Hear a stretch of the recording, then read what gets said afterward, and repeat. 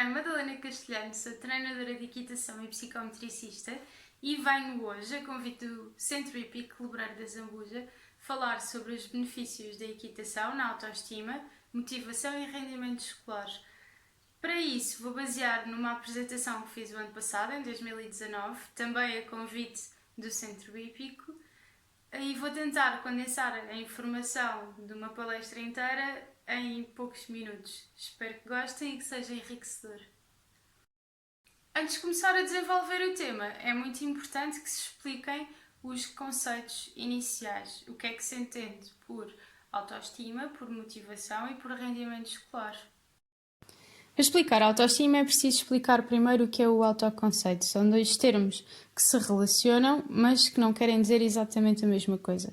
O autoconceito é a percepção que cada pessoa desenvolve sobre as suas características pessoais, ou seja, se a pessoa se percepciona alta ou se percepciona baixa, se percepciona magra ou gorda, se percepciona uma pessoa mais ou menos eficiente. Por exemplo, a autoestima já tem a ver com a atitude positiva ou negativa em relação a essas percepções. Um exemplo fácil de perceber sobre a autoestima é, por exemplo, os casos da anorexia, em que a pessoa tem uma autoestima muito baixa porque o seu autoconceito está distorcido, enquanto que a pessoa está muito magra e se percepciona muito gorda, e isso vai ter influência sobre a sua autoestima. Há vários autores a definir motivação de formas diferentes, mas a mensagem que quase todos passam é que a motivação se relaciona com a determinação para atingir um objetivo e o esforço que se faz nesse sentido. Por exemplo, quando nós estamos numa corrida e estamos a dar o nosso melhor para sermos os primeiros a chegar à meta, isso é uma motivação. E a motivação, sendo assim, relaciona-se com o desejo, os objetivos, empenho, força e aí por diante. A motivação está também relacionada com a autoestima, porque uma pessoa com uma autoestima baixa, ou seja, que não gosta de si, vai estar menos atenta ao mundo que a rodeia e menos disponível para se empenhar em qualquer atividade, porque acha que nunca vai ser boa o suficiente. Quando uma pessoa faz um teste, está a avaliar o seu rendimento escolar. Assim, se a pessoa tiver boas notas, considera-se que tem um bom rendimento escolar e vice-versa. O rendimento escolar depende de vários fatores, como a capacidade cognitiva, a atenção prestada, o empenho, mas acima de tudo a motivação. Pois sem motivação, dificilmente a pessoa vai prestar atenção nas aulas, se vai esforçar durante o estudo e se vai empenhar durante o teste. E, como já falámos, a autoestima tem influência sobre a motivação, ou seja, vai ter influência também sobre o rendimento escolar, porque uma pessoa com uma baixa autoestima não vai ter motivação suficiente para se empenhar, porque vai achar sempre que não vai ser capaz. Antes de falar nos benefícios específicos da equitação, gostava de falar dos benefícios do desporto no geral, porque a equitação é também um desporto. Destaca a resolução de problemas, onde o atleta tem que avaliar uma série de fatores, decidir como reagir e reagir tudo numa questão de segundos. Assim, a pessoa vai ter uma maior capacidade de resolução de problemas e uma maior capacidade cognitiva. É importante também falar na capacidade de autocontrole. Numa situação de competição, é importante que as suas emoções sejam controladas. O que é que seria que se o Nelson Évora se deixasse tomar pelo nervosismo? Ou o Ronaldo antes de marcar um penalti? O que é que seria dos jogadores de futebol se não se controlassem quando se chateiam? Não sei se sabes, mas para cada movimento tens uma rede de neurónios. E sempre que aprendes novos movimentos, desenvolves novas redes e ligações entre elas. Assim, pela prática desportiva, estimulas o teu cérebro, que vai ter mais facilidade em desenvolver novas redes neuronais para novas aprendizagens, de movimentos ou qualquer outras coisas, por exemplo, aprendizagens escolares. Também é importante destacar que há benefícios ao nível da autoestima e do autoconceito, porque por perceber que é capaz de atingir determinados níveis ou objetivos, superar limites e medos, a pessoa tende a melhorar o seu autoconceito e, consequentemente, a sua autoestima.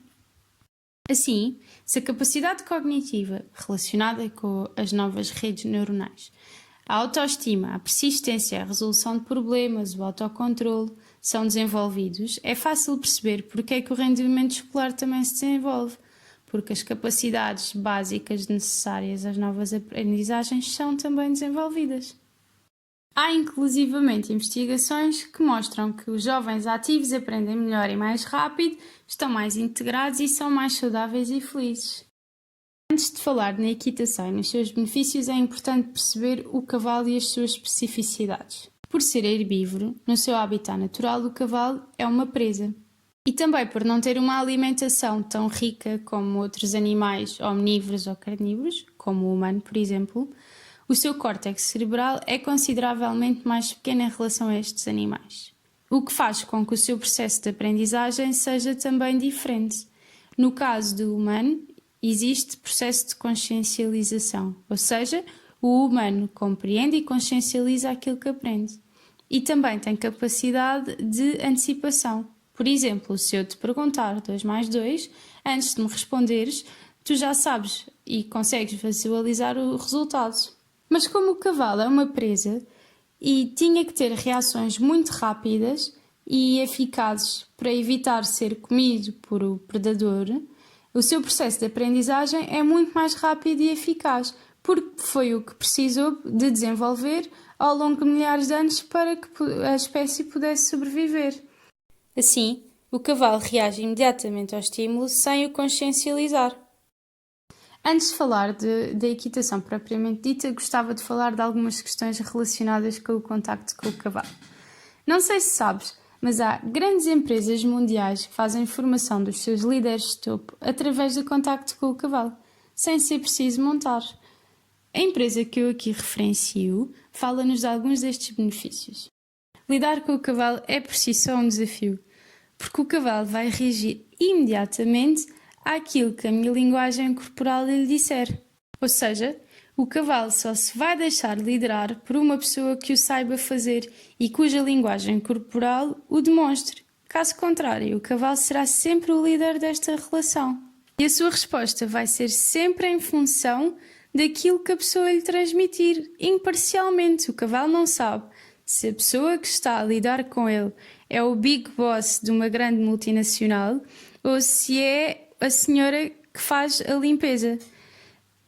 O cavalo vai deixar liderar-se por uma pessoa que lhe transmita mais confiança. Assim sendo, para lidar com o cavalo, é muito importante que a pessoa saiba regular as suas emoções e pensamentos, de forma a regular a sua respiração e, consequentemente, os batimentos cardíacos e transmitir confiança através do seu corpo, porque cá está, o cavalo vive no aqui e agora e vai reagir em função daquilo que eu lhe transmito no momento. Já no âmbito da equitação propriamente dita, o Tenente-Coronel Umbelino fez um estudo muito interessante intitulado O Cavalo na Formação de um Líder, onde avaliou as competências de liderança adquiridas no decorrer dos programas curriculares de equitação na Academia Militar. Como resultados, registou melhorias nos seguintes aspectos, por ordem de importância: autocontrolo, autoconfiança, coragem, flexibilidade e adaptabilidade, resiliência, otimismo e entusiasmo, tomada de decisões, autoestima, raciocínio analítico, conhecimento, feedback positivo e valorização, coesão de trabalho de equipa, comunicação, raciocínio crítico, empatia, compromisso, relações interpessoais, capacidade de resolução de problemas e gestão de conflitos e negociação. Gostava ainda de fazer referência a alguns dos benefícios que constato através da minha experiência pessoal, nomeadamente a regulação tónica, pois sem ela não é possível a adaptação ou ligação ao movimento e, consequentemente, desenvolver o equilíbrio. A noção do corpo, que é indispensável ao reajuste da postura e essencial à ligação ao movimento. Também é necessária para sentir onde as pernas e as mãos estão a atuar e poder corrigir ou ajustar a sua ação em função de como o cavalo reage às ajudas. Isto leva também ao desenvolvimento da coordenação motora. Muitas vezes a mão direita não está a atuar da mesma forma que a mão esquerda, o mesmo acontece com as pernas e com o nosso assento.